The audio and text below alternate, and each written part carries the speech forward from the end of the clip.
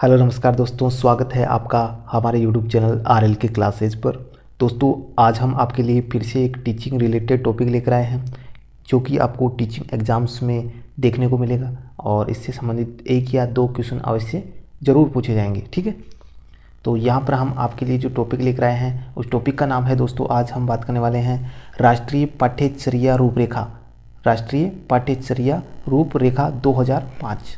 ठीक है दोस्तों, जिसको हम NCF भी कहते हैं, यानी कि national curriculum framework. National curriculum framework full form भी आपको याद रखनी है। हिंदी में इसको कहते हैं राष्ट्रीय पाठ्यचर्या रूपरेखा। तो कुछ बेसिक फैक्ट्स हैं, उनके बारे में हम चर्चा करने वाले हैं, जहाँ से एग्जाम्स में क्वेश्चन पूछे जाते हैं। ठीक है, तो चलिए बात करते हैं इनके बारे में, NCF के बारे में। तो NCF 2005 के जो अध्यक्ष हैं वो अध्यक्ष कौन थे? प्रोफेसर यशपाल। याद रखना बहुत ही इंपॉर्टेंट है। अध्यक्ष की बात करें तो कौन है? प्रोफेसर यशपाल। आगे बात करते हैं NCF 2005 प्रारंभ करने के लिए जो है 21 फोकस समूह बनाए गए थे। कितने समूह बनाए गए थे? 21 फोकस समूह है। और इस वीडियो के बाद हम हो सकता है जहाँ तक इसके ऑब्जेक्टिव क्वेश्चन भी आपके पास लेकर आने वाले हैं, तो इस वीडियो को अच्छे से देखिएगा और अपने कंसेप्ट को क्लियर कीजिए। वीडियो को लाइक कीजिए और चैनल को सब्सक्राइब कीजिए ताकि और भी वीडियो आप तक पहुंच सके। तो दो चीज़ हमने बताई, दोनों की दोनों याद रखनी है। अध्यक्ष कौन थे? प्रोफेसर यशपाल थे। जो प्रारंभ में इस पर 21 फोकस का क्या बनाया गया है? एक समूह बनाया गया। ये याद रखना आपको, 21 फोकस समूह है। ठीक है, NCF 2005 में बाल केंद्रित शिक्षा पर जोर दिया गया या बल दिया गया। कौन सी शिक्षा पर बल दिया गया आपको पूछे तो बाल केंद्रित शिक्षा पर। अगला क्वेश्चन आता है NCF 2005 में करके सीखने के सिद्धांत पर बल दिया गया, जो रीट 2016 में पूछा भी गया था। ठीक है, तो NCF 2005 किस पे बल देता है? करके सीखने पर बल देता है। करके सीखने पर, यानी बच्चा करके सीखेगा, लर्निंग बाय डूइंग। ठीक है, अगला जो आता है NCF 2005 का मुख्य उद्देश्य। अगर आपको पूछे कि NCF 2005 का मुख्य उद्देश्य क्या है, तो मुख्य उद्देश्य इसका था बिना बोझ के शिक्षा। बिना बोझ के शिक्षा याद रखना है। सारे इंपॉर्टेंट बिंदुओं की बात कर रहे हैं हम यहाँ पर। आगे चलते हैं और देखते हैं राष्ट्रीय पाठ्यचर्या की रूपरेखा 2005 का उद्गम कहाँ से हुआ है। तो यहाँ से आपको बताना है कि रविंद्रनाथ टैगोर के निबंध, रविंद्रनाथ जी का एक टैगोर का एक क्या था? निबंध था, और उस निबंध का नाम क्या था? सभ्यता और प्रगति। सभ्यता और प्रगति से हुआ है। ये क्वेश्चन फर्स्ट ग्रेड में आया हुआ है दोस्तों पहले, और काफ़ी इंपॉर्टेंट क्वेश्चन है, ध्यान रखिएगा। रविंद्रनाथ टैगोर के जो निबंध है उसी से इसकी क्या ली गई है? रूपरेखा ली गई है। ठीक है, जिसका नाम याद रखना आपको, सभ्यता और प्रगति। कभी कभी ये ऑप्शन में उल्टे भी आते हैं कि प्रगति और सभ्यता, तो आपको ध्यान रखना सभ्यता और प्रगति है। ठीक है, ध्यान रखिएगा, छोटी छोटी बातों का। अगला आता है आपको NCF 2005 के अंतर्गत बाल केंद्रित पाठ्यक्रम पर जोर दिया गया। ये बात ऊपर हमने बता दी है। आगे सरकारी और गैर सरकारी शिक्षाविदों से बाल केंद्रीय पाठ्यक्रम पर सुझाव मांगे गए और उन्हीं सुझावों का उल्लेख NCF 2005 के अंतर्गत किया गया। तो आपको पूछिए कि NCF 2005 में किसका उल्लेख किया गया है? तो जो सरकारी और गैर सरकारी जो शिक्षाविद थे ना, उनसे जो बाल केंद्रीय पाठ्यक्रम थे उस पर सुझाव मांगे और उन्हीं सुझावों का हमने क्या बना दिया? NCF 2005। तो ध्यान रखिएगा। अब और इम्पोर्टेंट बात आती है, NCF में कितने सदस्य थे? जो NCF था उसमें कितने सदस्य थे? ठीक है, तो सदस्यों की संख्या कहाँ थी? इतनी इसमें कितनी थी? 38 सदस्य। कितने सदस्य थे? 38, यानी कि 38 सदस्य। बढ़ते हैं आगे। NCF 2005 का नारा क्या था? NCF 2005 का नारा क्या था? तो NCF 2005 का नारा जो था, शिक्षा बिना बोझ के। शिक्षा बिना बोझ के, ये इसका नारा था। ये भी आपको याद रखना है।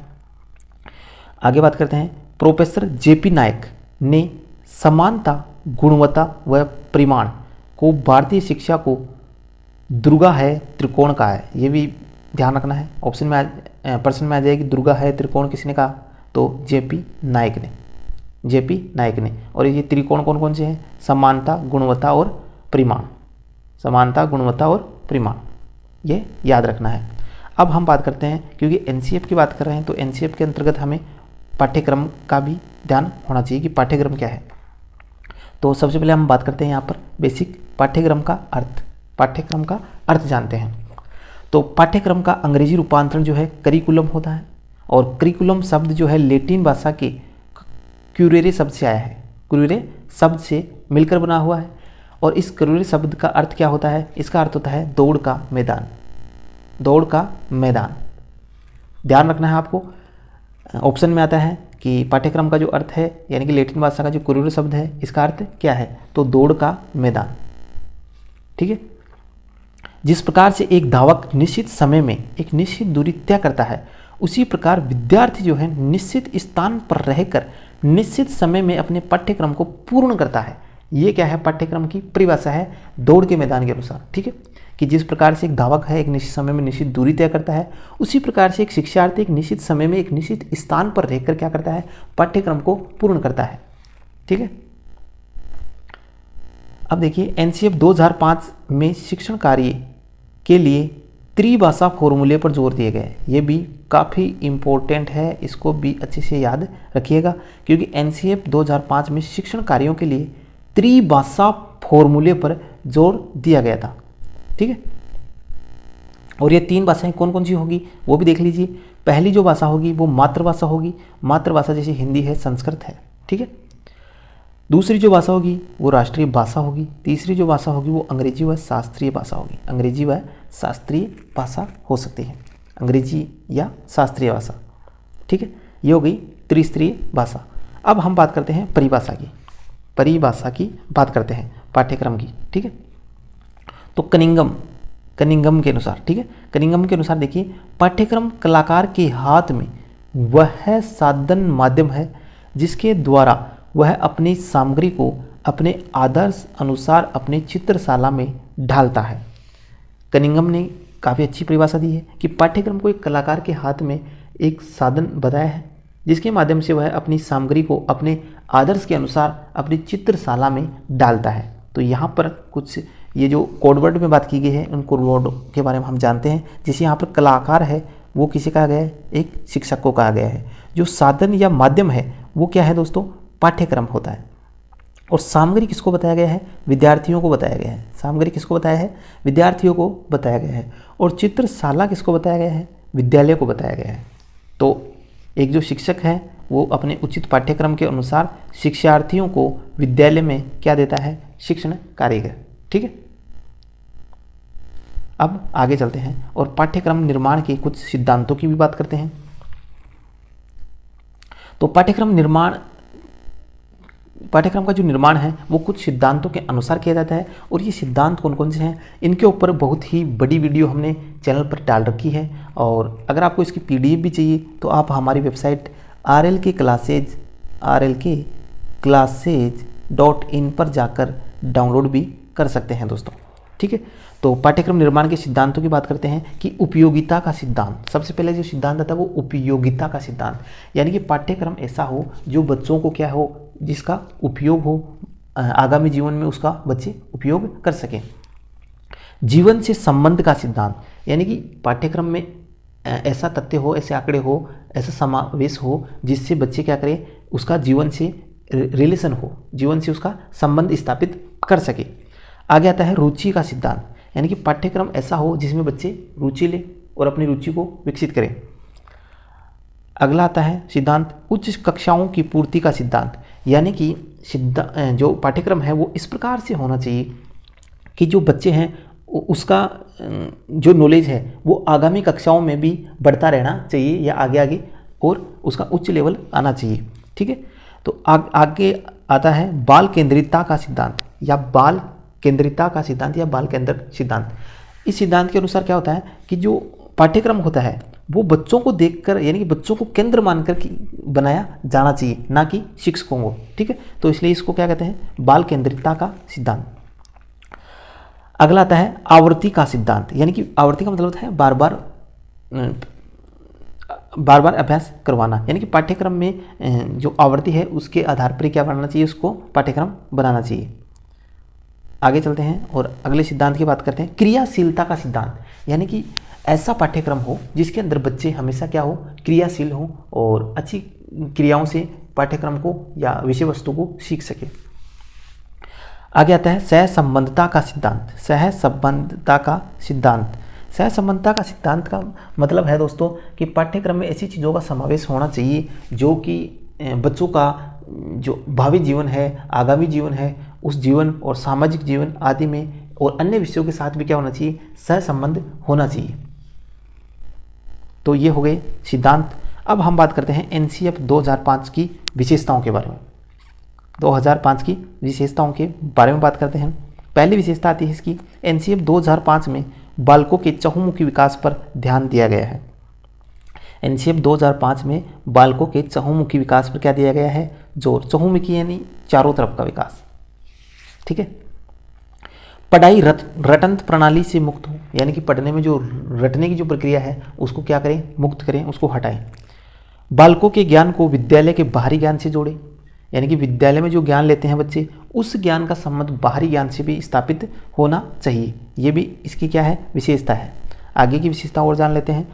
बच्चों में तार्किक चिंतन तथा समस्या समाधान। तार्किक चिंतन यानी बच्चा सोचने पर मजबूर हो जाना चाहिए और समस्या समाधान की योग्यता का विकास भी करना इसका क्या है, उद्देश्य है। एनसीएफ 2005 का आधार 1993 की शिक्षा बिना बोझ की रिपोर्ट मानी जाती है, यानी कि शिक्षा एनसीएफ 2005 के अनुसार कैसे होनी चाहिए, बिना बोझ के, यानी कि बच्चों के ऊपर एक तरफ से पढ़ाई का बोझ नहीं थोपा जाना चाहिए, ठीक है। आगे बात करते हैं इसकी अगली विशेषता की। एनसीएफ 2005 में पर्यावरणीय शिक्षा को महत्वपूर्ण स्थान दिया गया है। बहुत अच्छी बात है कि एनसीएफ 2005 ने पर्यावरणीय शिक्षा को भी जोड़ा और इस पर जोर दिया। नवीन शिक्षण विधियों के प्रयोग पर बल दिया गया। जो नवीन शिक्षण विधियां हैं, टेक्निक जो हैं, नए मेथड हैं शिक्षण के, उनको भी इसमें जोड़ा गया और उनको बढ़ावा दिया गया। बाल केंद्रितता को महत्वपूर्ण स्थान दिया गया, यानी कि जो पाठ्यक्रम है, जो शिक्षा है, वो बच्चों के ऊपर केंद्रित होनी चाहिए, यानी कि बच्चों के अनुसार होनी चाहिए, ना कि शिक्षक की। इसको बाल केंद्रितता कहते हैं। छात्रों के सर्वांगीण विकास पर बल दिया गया है। छात्रों के सर्वांगीण विकास पर, यानी कि जो जितने भी पक्ष हैं उन सभी पक्षों पर बल दिया गया है और बच्चों जो बालक हैं उनका संपूर्ण समग्र सर्वांगीण यानी कि इस विकास पर बल दिया गया है या जोर दिया गया है। नवीन तकनीकों के प्रयोगों को मान्यता दी गई है। जो नवीन टेक्निकल यानी कि प्रयोग हैं उन पर भी क्या दिया गया है, बल दिया गया है, ठीक है, उसको मान्यता दी गई है। आगे हम बात करते हैं तो आवश्यकता अनुसार परिवर्तन का प्रावधान भी किया गया है, यानी कि आवश्यकता अनुसार इसको क्या करते हैं, हम बदल भी सकेंगे। अगला आता है पाठ्य सामग्री क्रियाओं की अनुवादिता। पाठ्यक्रम या जो पाठ्य सामग्रियाँ हैं उनकी क्रियाओं को अनुवादिता होगी। शिक्षा को व्यवसायोन्मुखी बनाने का प्रयास। शिक्षा को व्यवसायमुखी बनाने का प्रयास, यानी कि शिक्षा ऐसी है जो बच्चों को आगे चल के क्या दे सकती है, एक व्यवसाय दे सकती है। तो शिक्षा इस प्रकार की एनसीएफ 2005 के अनुसार बनाई गई। मानसिक स्तर एवं योग्यता के अनुसार पाठ्यक्रम का निर्धारण किया गया, यानी कि जो पाठ्यक्रम का निर्धारण है वो किसके आधार पर किया जाएगा, योग्यता और मानसिक स्तर के आधार पर। बच्चों के, ध्यान रखना, किसके, बच्चों के मानसिक स्तर एवं योग्यता के अनुसार होगा। शिक्षा बिना बोझ की, ये बात हम कर चुके हैं। बालकों का सर्वांगीण विकास करना, ये भी हो गया। गुणवत्ता आयाम में बालकों के लिए संरचित अनुभव व पाठ्यक्रम सुधार को महत्व, यानी पाठ्यक्रम को सुधारा जाएगा एनसीएफ 2005 के माध्यम से। और परीक्षा प्रणाली में सुधार का आयोजन करवाया जाएगा, एनसीएफ 2005 ने करवाया है, ठीक है। महिलाओं के प्रति आदर एवं जिम्मेदारी का दृष्टिकोण विकसित करने का कार्यक्रम भी आयोजित करना, यानी कि महिलाओं के प्रति आदर करें और उनकी जिम्मेदारियों का दृष्टिकोण विकसित करें एनसीएफ 2005 के माध्यम से। तो ये इसके हम जाने थे दोस्तों इसकी विशेषताएं, ठीक है। और अब देखिए आगे चलते हैं और इसके अंतिम बिंदुओं की बात करते हैं। एनसीएफ 2005 को 5 भागों में बांटा गया है। ध्यान रखना, कितने भागों में बांटा गया है, 5 भागों में। और ये 5 भाग कौन कौन से हैं, इनका हम केवल यहाँ पर नाम जानने वाले हैं क्योंकि इसके ज़्यादा डीप में हमें नहीं जाना है। तो एनसीएफ 2005 के 5 भाग कौन कौन से हैं। पहला है परिप्रेक्ष्य, दूसरा है सीखना और ज्ञान, इनको याद रखना आपको, परिप्रेक्ष्य, सीखना और ज्ञान। और तीसरा है पाठ्यचर्या के क्षेत्र, स्कूल की अवस्थाएं और आकलन। चौथा है विद्यालय तथा कला का वातावरण। और पांचवा आता है व्यवस्थागत सुधार, ठीक है। तो दोस्तों इस प्रकार से आपका आज का एनसीएफ 2005 जो टॉपिक है वो क्या हो जाता है, क्लियर हो जाता है। वीडियो आपको कैसा लगा कमेंट करके ज़रूर बताइए। वीडियो को लाइक कीजिए, चैनल को सब्सक्राइब कीजिए और हमारी वेबसाइट पर जाकर rlkclasses.in इस पर जाकर आप इसकी और अन्य लेसन प्लान संबंधी या सेशनल वर्क हो गए, माइक्रो टीचिंग हो गई, इस प्रकार की PDF भी आप डाउनलोड कर सकते हैं। तो चैनल को ज़रूर सब्सक्राइब करके रखिए। मिलेंगे नई वीडियो में, तब तक के लिए धन्यवाद। जय हिंद।